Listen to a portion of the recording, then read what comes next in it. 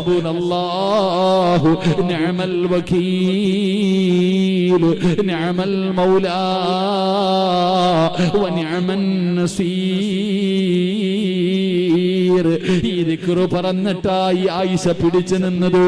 അതുകൊണ്ട് ഈ സദസ്സിൽ കടന്നു വന്നവരോട് പറയുകയാ, ഇത് സാധാരണ ദിക്റല്ല, ഇത് ഈമാൻ ഉറയ്ക്കുന്ന ദിക്റാ, മനസമാധാനം കിട്ടുന്ന ദിക്റാ, മനസ്സിന് ധൈര്യം കിട്ടുന്ന ദിക്റാ. ഹസ്ബുനല്ലാഹ് ഹസ്ബുനല്ലാഹ്.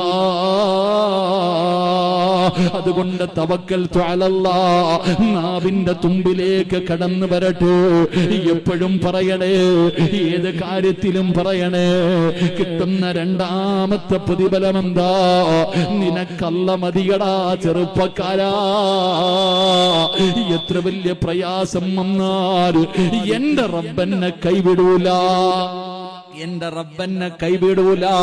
അല്ല എന്റെ കൂടെയുണ്ടല്ലോ ഉസ്താദേ, പടച്ച റബ്ബന്റെ കൂടെയുണ്ടല്ലോ. ഈ ഒരു ഈമാനാടോ വേണ്ടത്, ഈ ഒരു ഈമാനാടോ വേണ്ടത്.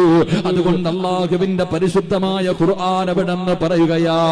അല്ലാഹുവിന്റെ ഖുർആൻ പറയുന്നു, ഇന്നല്ലാഹ ബാലിഗു അംരിഹി ഖദ് ജഅലല്ലാഹു ലികുല്ലി ശൈഇൻ ഖദറാ.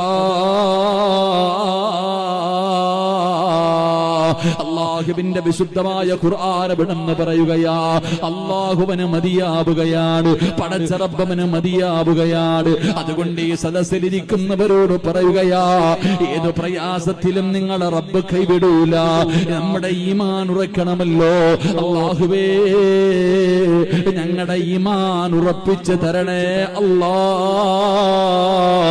ഞങ്ങളുടെ ഈമാൻ നിലനിർത്തി തരണേ അല്ലാ.